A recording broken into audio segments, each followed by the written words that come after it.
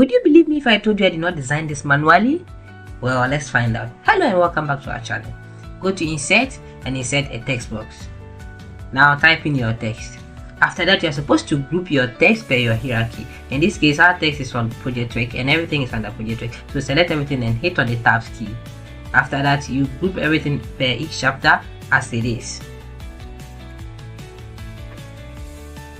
So we have general knowledge and relevant work under literature, so you select those ones and hit on tabs key to group them as you see. After that, right click and select convert to SmartArt. Select the chart you want and then our work is almost ready.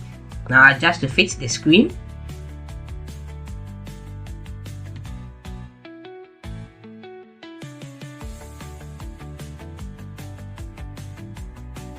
Go to change colors and pick your preferred color.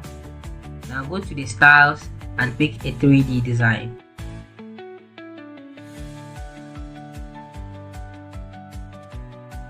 Now you can go to the layout and then select any layout we want. For example, if this was for an organization where we are talking about the management of that organization, you can pick the chart. You can pick the chart with the pictures where you just put the positions and then the picture of each individual there. You can also pick the same chart, the organizational chart with the names, where you put the position and then the name of each person. Thank you very much for watching this video. If you are enthusiastic about Microsoft Office Suite productivity, do well to subscribe to our channel. Thank you.